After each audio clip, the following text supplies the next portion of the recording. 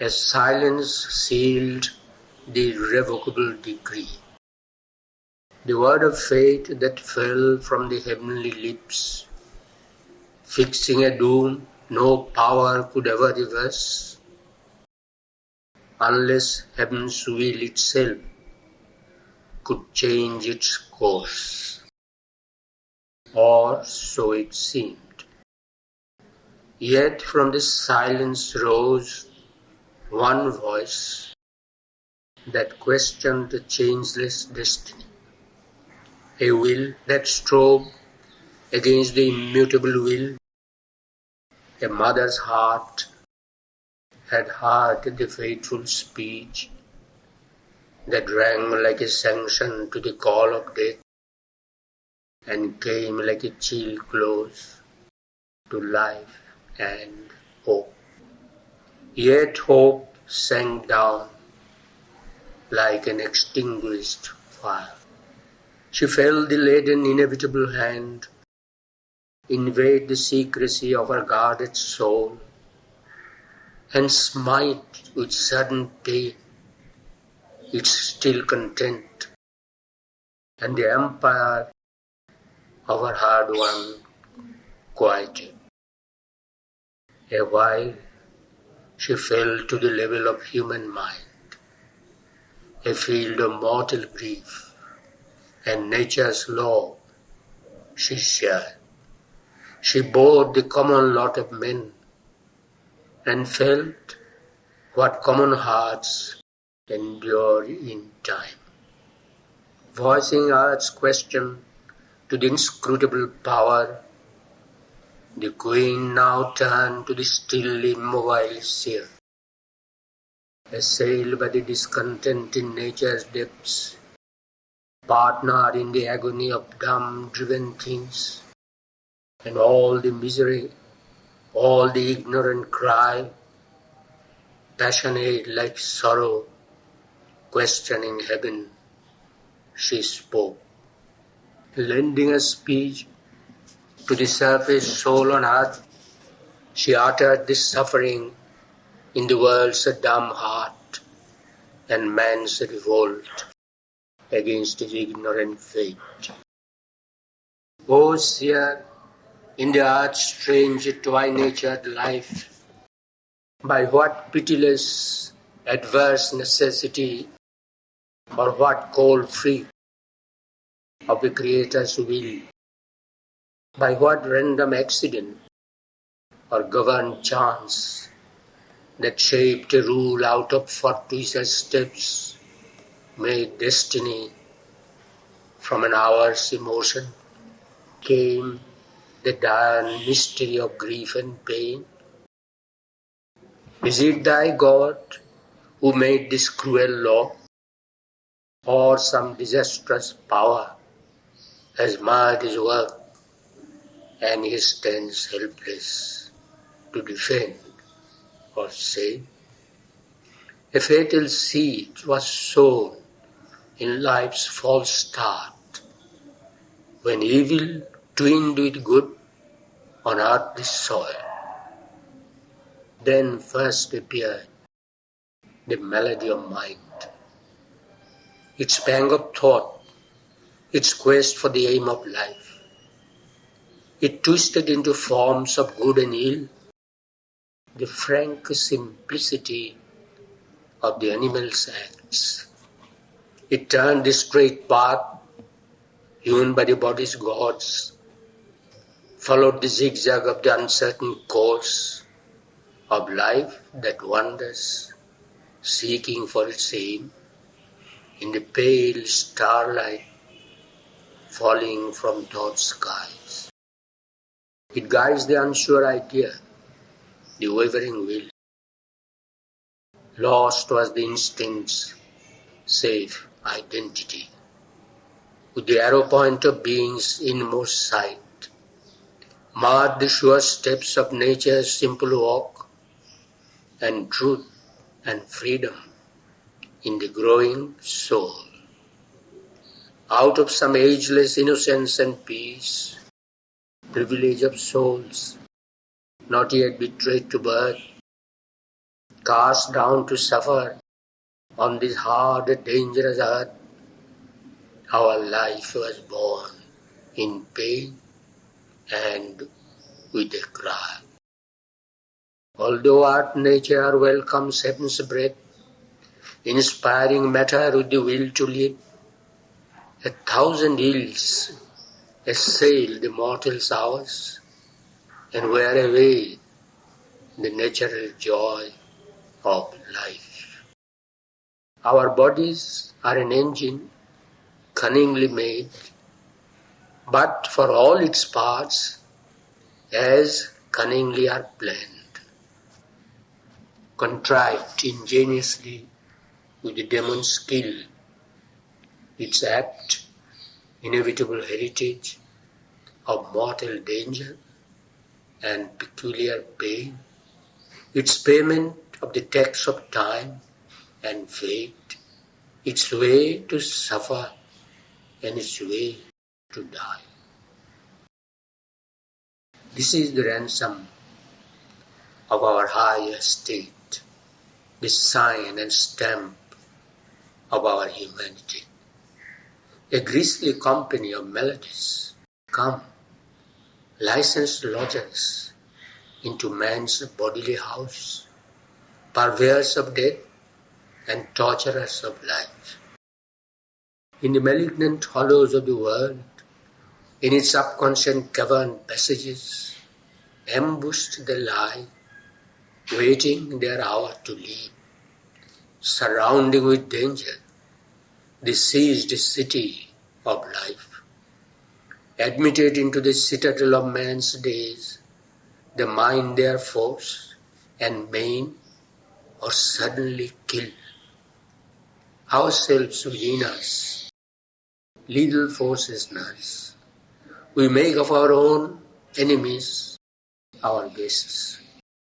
Out of their holes, like beasts, they creep and gnaw the chords of the divine musician's lyre, till frayed and thin, the music dies away, or crashing snaps with a last tragic note. All that we are is like a fort beset. All that we strive to be alters like a dream in the grey sleep of matter's ignorance. Mind suffers, lamed by the world's disharmony and the unloveliness of human things.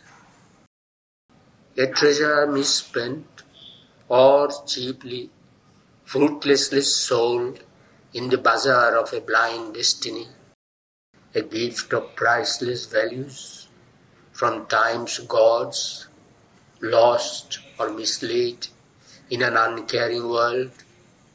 Life is a marble mist, an art gone awry. A seeker in a dark and obscure place, an ill-armed warrior facing dreadful odds, an imperfect worker given a baffling task, an ignorant judge of problems ignorance made. Its heavenward flights reach closed and keyless gates. Its glorious outbursts peter out in mire. On nature's gifts to man, a curse was laid. All walks enarmed by its own opposites. Error is the comrade of our mortal thought, and falsehood lurks in the deep bosom of truth. Sin poisons with its vivid flowers of joy, or leaves a red scar burnt across the soul. Virtue is a grey bondage and a jail. At every step is laid for us a snare, alien to reason and the spirit's light, our fount of action from a darkness wells. In ignorance and nescience are our roots. A growing register of calamities is the past's account, the future's book of fate. The centuries pile man's follies and man's crimes upon the countless crowd of nature's ills. As if the world's stone load was not enough, a crop of miseries obstinately sown by his own hand in the furrows of the gods, the vast increasing tragic harvest reaped from old misdeeds buried by oblivious time. He walks by his own choice into hell's trap. This mortal creature is his own worst foe. His science is an artificer of doom. He ransacks earth for means to harm his kind. He slays his happiness and others' good.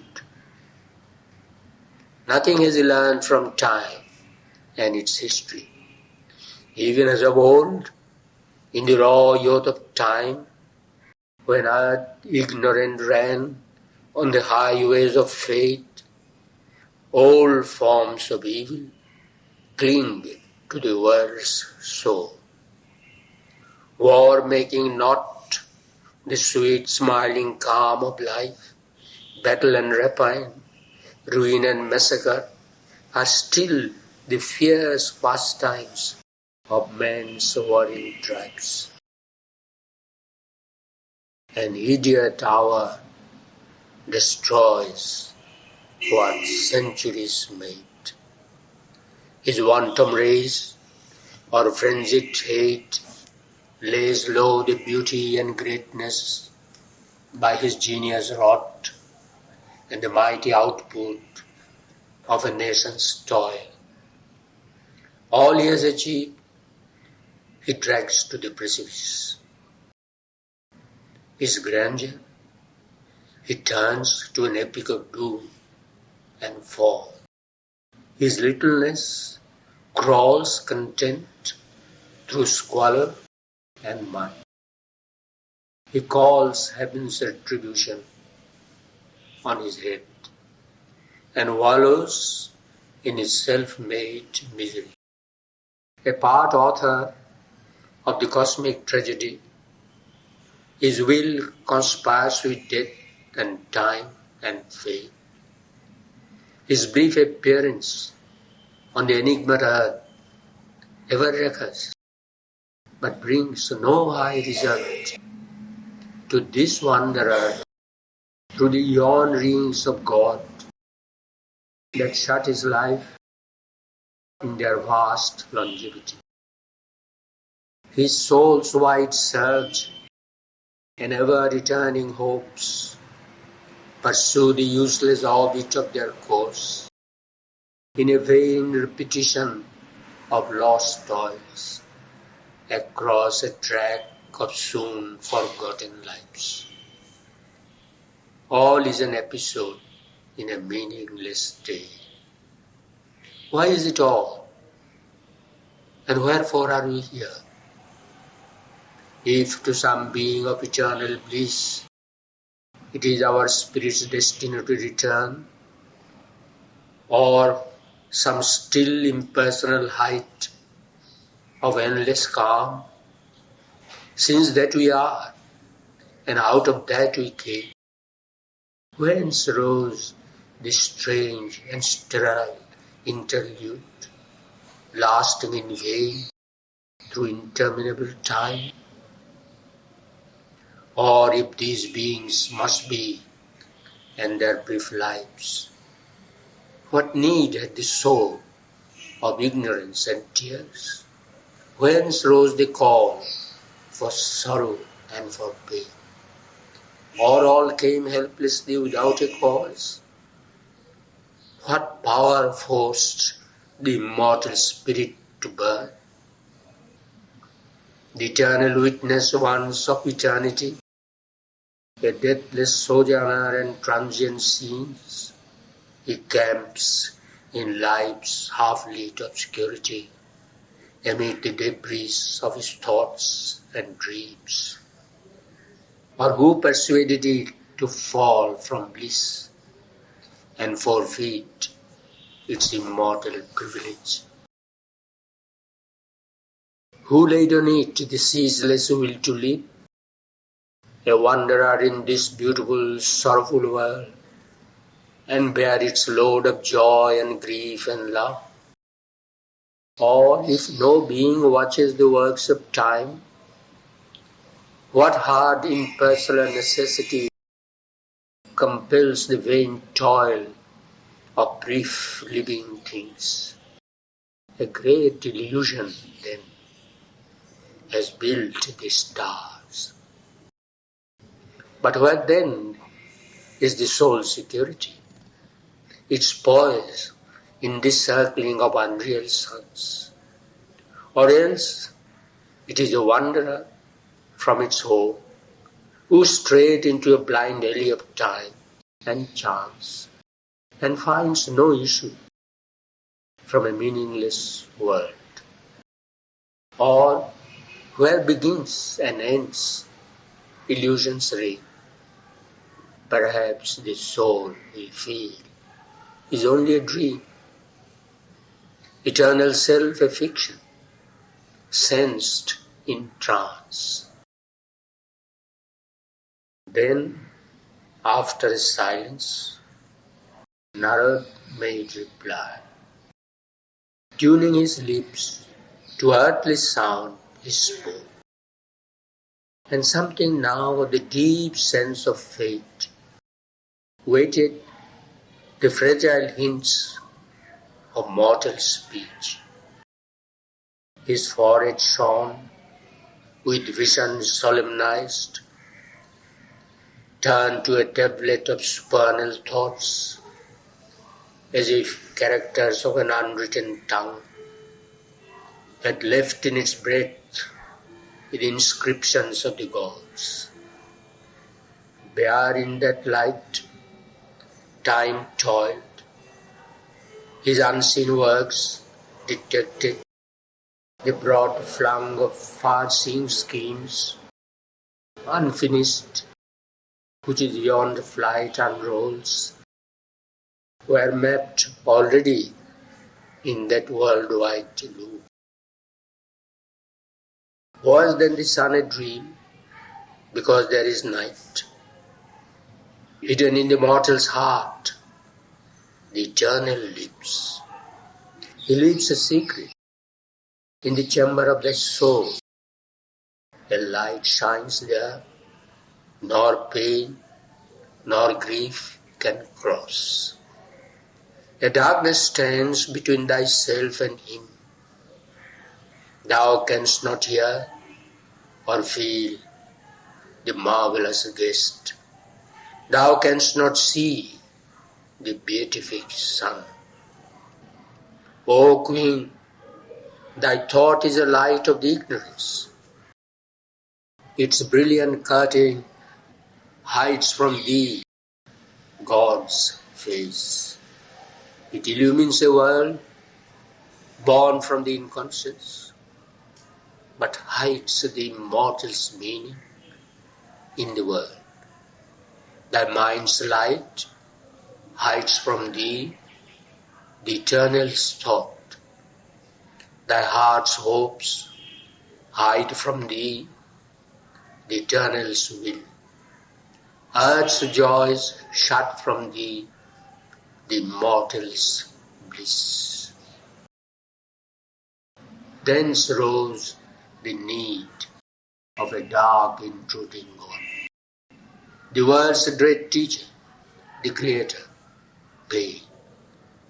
Where ignorance is, there suffering too must come. Thy grief is a cry of darkness to the light. Pain was the firstborn of the inconscience, which was thy body's dumb, original base. Already slept there pain's subconscious shape, as shadow in a shadowy tenebrous room, till life shall move, it waits to wake and be. In one call with joy came forth the dreadful bow. In life's breast it was born, hiding its twin. But pain came first, then only joy could be. Pain ploughed the first hard ground of the world rouse. By pain a spirit started from the clot. By pain life stirred in the subliminal deep, interned, submerged, hidden in matter's trance, awoke to itself the dreamer, sleeping mind. It made a visible realm out of his dreams. It drew its shapes from the subconscious depths, then turned to look upon the world it had made. By pain and joy, the bright and tenebrous twins, the inanimate world perceived his sentient soul. Else had the inconscient never suffered change. Pain is the hammer of the gods to break a dead resistance in the mortal's heart. His slow inertia as of living stone. If the heart were not forced to want and weep, his soul would have lain down, content, at ease, and never thought to exceed the human start, and never learnt to climb towards the sun. This earth is full of labor, packed with pain.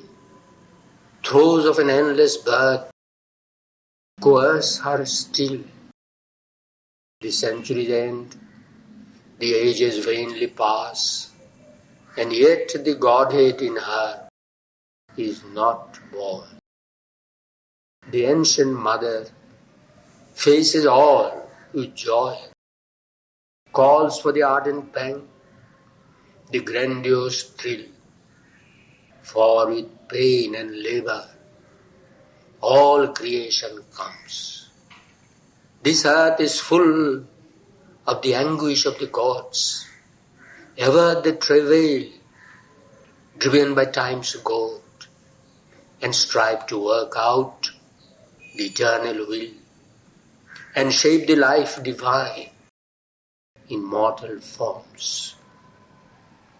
His will must be worked out in human breasts, against the evil that rises from the gulfs, against man's ignorance and his obstinate strength, against the deep folly of his human mind, against the blind reluctance of his human heart.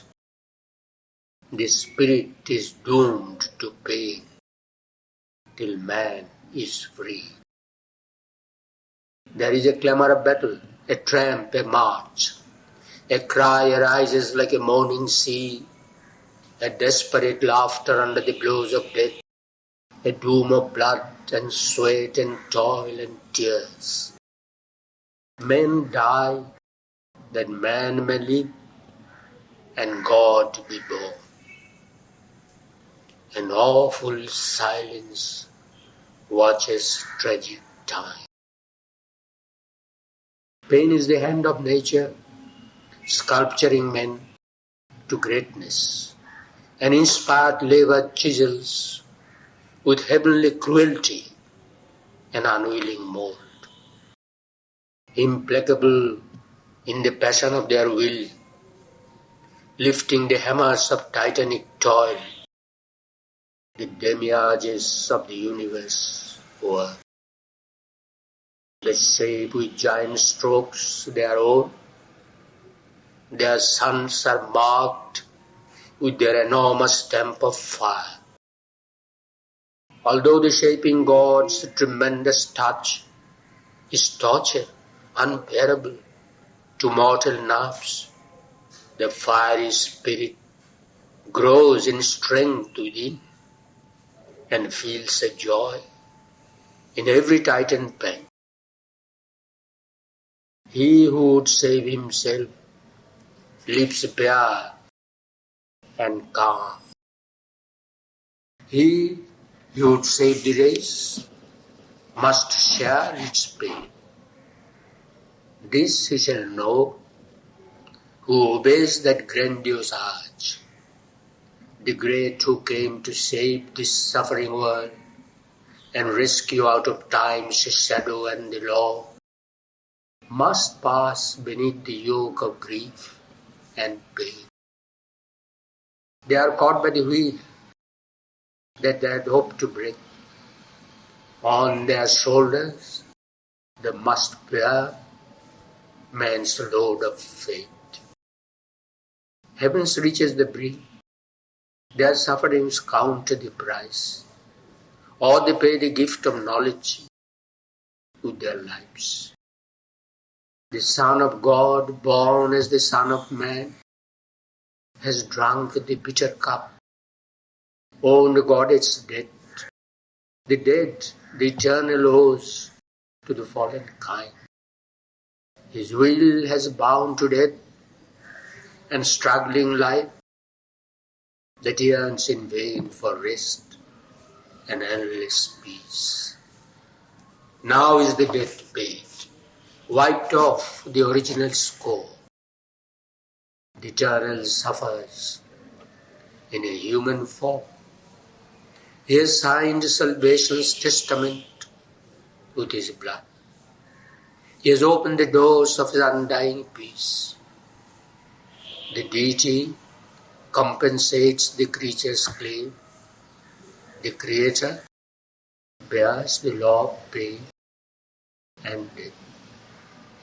The retribution smites the incarnate God. His love has paved the mortal's road to heaven. He has given his life and light to balance here the dark account of mortal ignorance.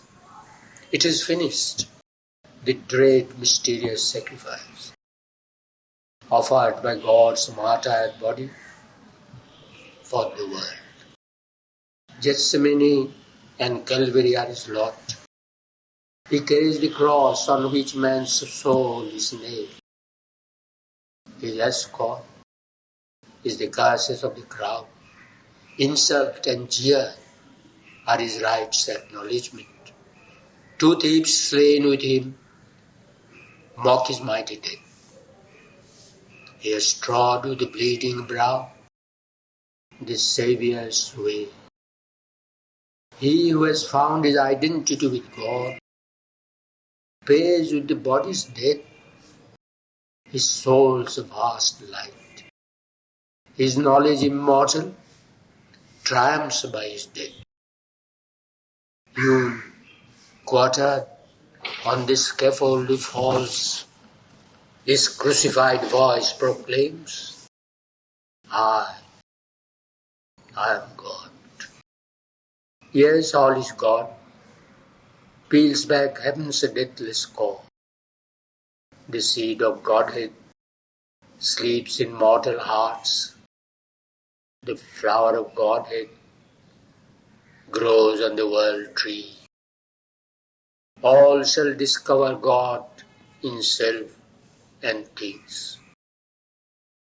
But when God's messenger comes to help the world and lead the soul of earth to higher things, he too must carry the yoke he came to unloose. He too must bear the pang that you heal. Exempt and unafflicted by earth's fate, how shall he cure the ills he never felt? He covers the world's agony with his calm. But though to the outward eye no sign appears, and peace is given to our torn human hearts, the struggle is there, and paid the unseen price. The fire, the strife, the wrestle are within. He carries the suffering world in his own breast. Its sins weigh on his thoughts. Its grief is his. Earth's ancient load lies heavy on his soul. Night and its powers believe where his tardy steps. The Titan adversaries clutch, he bears. His march is a battle and a pilgrimage. Life's evil smites, he is stricken with the world's pain. A million wounds gape in his secret heart. He journeys sleepless through an unending night. Antagonist forces crowd across his path. A siege, a combat is his inner life. Even worse may be the cost, dire the pain. His large identity and all-harboring love shall bring the cosmic anguish into his depths. The sorrow of all living things shall come and knock at his doors and live within his house. A dreadful chord of sympathy can tie all suffering into his single grief and make all agony in all the worlds his own. He meets an ancient adversary force. He is lashed with the whips that tear the world's own heart. The weeping of the centuries visits his eyes. He wears the blood-glued fiery center's shard. The poison of the world has stained his throat. In the marketplace of matter's capital, amidst the chafferings of the affair called life, he is tied to the stake of a perennial fire. He burns on an unseen original verge, that matter may be turned to spirit stuff. He is the victim in his own sacrifice. The immortal, bound to earth's mortality, appearing and perishing on the roads of time, creates God's moment by eternity's beats. He dies that the world may be newborn and live. Even if he escapes the fiercest fires, even if the world breaks not in, a drowning sea, only by hard sacrifice is high heaven earned. He must face the fight, the pang would conquer hell. A dark concealed hostility is lodged in the human depths, in the hidden heart of time, that claims the right to change and mar God's work. A secret enmity ambushes the world's march. It leaves a mark on thought and speech and act. It stamps stain and defect on all things done. Till it is slain, peace is forbidden on earth. There is no visible foe, but the unseen is round us. Forces intangible besiege.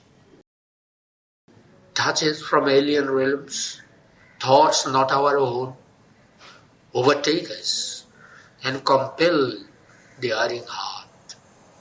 Our lives are caught in an ambiguous net. An adversary force was born of old, invader of the life of mortal man. It hides from him the straight immortal path. A power came in to veil the eternal light. a power opposed to the eternal will, diverts the messages of the infallible word, contorts the contours of the cosmic plan. A whisper lures to evil the human heart. It seals up wisdom's eyes, the soul's regard. It is the origin of our suffering here. It binds earth to calamity and pain. This all must conquer who would bring down God's peace. This hidden foe, lodged in the human breast, man must overcome or miss his higher faith. This is the inner war without escape.